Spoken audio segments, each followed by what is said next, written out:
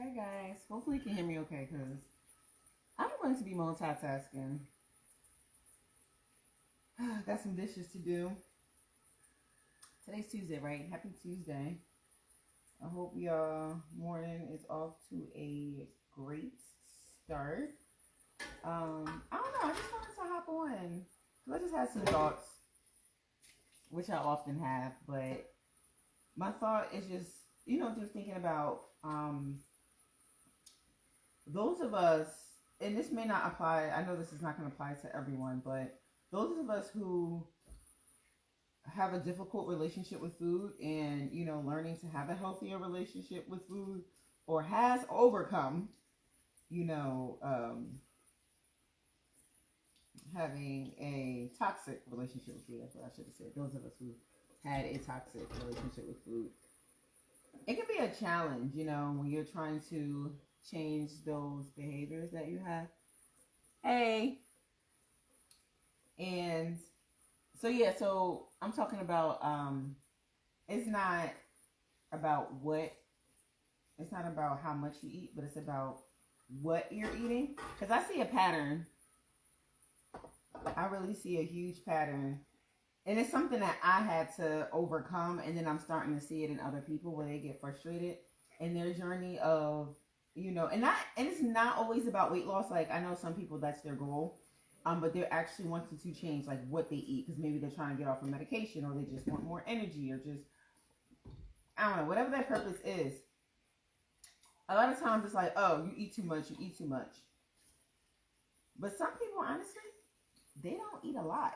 The fact is they just eating the wrong stuff because the stuff that they're eating is giving them no nutritional value. But then it's like, okay, they make these healthy lifestyle changes, or making the efforts. And then they find that, because like, for example, a lot of people go plant-based, right? And then, but they just equivalate meat as the problem. Now, don't get me wrong. For a lot of people, meat is the problem. I like that, yes, quality over quantity. Again, a lot of people, meat is the problem for them. But the thing is, there's actually some other issues. You can't think every single, just because bread may be vegan, it's actually good for you. There's nothing against bread, but you have to remember, first is the grains, that they're, the different type of grains, because some of these breads cause inflammation. And I've been really like reading about bread, just a little, like just learning like a little bit. And the issue with it is how do I say this? They bleach it, they take all the natural nutrition out of it, and then they put all of this artificial nutrition into it. So that's causing inflammation in a lot of people. So people are struggling becoming plant-based, or even if they want to say that they're vegan, because vegan don't always mean healthy. You can eat bag of chips every single day, all day. You can eat candy and still be vegan. I'm just saying. But it's like, are you actually eating the right things? Sorry if I sound like I'm not interested, because I'm washing dishes. I'm multitasking. But yeah, that was just a thought that I was just thinking about. Because if you're eating things that are reducing the inflammation in your body, and you're like, yeah, I'm getting results, but then you go ahead and start eating things that are causing inflammation, even though technically it's plant-based, it may not be good for you. Well, I'll say vegan, not plant-based. Well, yeah, even plant-based, because a lot of these labels of plant-based is not whole plants. It's like chemicals. So that's just some food for thought. And one of the ways to really help with that is like, look at your ingredients. Like, don't just assume because, I don't know, it just looks nice on the front that it's all great. Look at the back. Read what you're actually about to purchase. Or even what you're about to eat. You know, like obviously I know if you're at a restaurant and stuff like that, you may not have control over everything, but do the best that you can. But when you in that grocery store and you shopping for yourself, you gotta hold yourself accountable. You gotta think, is this serving me? Like, is this serving my body? You know, or is this actually gonna cause any detriment? Because I will say, when it comes to navigating food, y'all, I'm a pro, okay? That's my problem. My problem is I get too good at navigating food, and it slows down my progress and some frustration in me sometimes. And I recognize that. And part of that is that dibble and dabble. Because it's like, oh yeah, well, I'm eating healthy, I'm doing all of this right. And then all of a sudden, what happens? Oh, well, I've been good all week. Let me eat this chocolate cake. It's not going to be a big deal. All of that inflammation that you just reduced all week long, now it's coming back, and it's going to take double the work for you to reverse that on your body. You know, so it's like we really got to take that in literally 5 seconds and just ask yourself, is this okay? Like, is this good for me? Is this really going to serve me?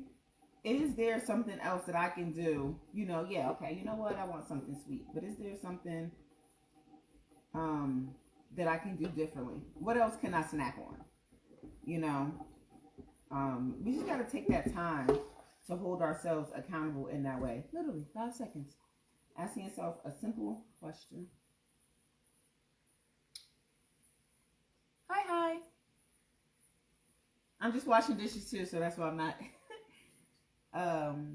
looking at the screen. But that was just something that I wanted to just really share, because again, you know, one thing I noticed, we can hit all these numbers, you can have all the goals and stuff like that, but there's a lot of little things that we tend to forget about during our health journey. And whatever your health journey, whatever it looks like, and honestly, it goes to more with food. It's not, you know, it's the mindset. We got to shape the mindset and really like train our brain to think differently. And that takes time and effort, you know, so you do got to give yourself grace, because a lot of times when it comes to food, it's always like impulse. It's like, well, I want it, instant gratification. It tastes good. I love it, you know, but it's like, nah, take that 5 seconds. Is this serving me? Is this going to hurt me? Or is this going to, how do you say it? Is this benefiting future self? Or is this going to like limit future self in some way? You know, if you make this decision, is it going to make you feel good later on? You know, or is it just something like some instant gratification that you want? Hey. So I was just talking about it's always about how much you're eating, but about what you eat. And basically, just saying that as you're going along, you're making all of these healthy lifestyle choices. And then it's like, oh, okay, I can eat this. You know, this tastes good right now. I'll be fine. But it's like, that one choice can cause inflammation, because everything that looks healthy is not healthy for you. It's not. Let's just say, okay, I'm going to use an example, right? Let's just say you're making tacos, okay? So all y'all know I'm plant-based. But one thing I noticed, people always just assume that meat is the only thing you got to refrain from. And that's not true. There's other things too. You know, it's the type of bread, the type of grains that you're eating, because, and I'm not against grains. Like, I eat quinoa. You know, if I want like pita bread or something like that, I make my own. But the reason why there's an issue, because let's just say, okay, you make walnut mushroom meat for your taco meat. You got lettuce, you got tomato, you got onions, like, I don't know, you got salsa, like whatever. Then here it goes to the tortilla wrap, right? You buy an average tortilla wrap in the store. And you're like, oh, okay, it's good. You know, it don't got no milk in it. It don't got no eggs in it. You know, it's straight. It's vegan. Okay. Then you eat it. And then you wonder why you done gained like 5 pounds. Inflammation. It causes inflammation because, first of all, the grain that they were using, they bleached it. It took out all the nutrients out of it, and then they put all of these artificial nutrients back into it. Now it's not natural anymore. So it's going to cause your body inflammation. So all your hard work that you done did throughout the week just got tossed out the window, and now you're frustrated about why. That's actually why. My bad, I'm washing dishes. So this is why the focus should be on what you're eating and not how much. And I mean, this message is for everybody, or it can apply to everybody, but it is geared for those of us who had to overcome, or may still be overcoming, having a toxic relationship with food. Because I had a toxic relationship with food a long time. A very long time. And then it got better. But my problem is I master food too much, like I mentioned before. I master it too much.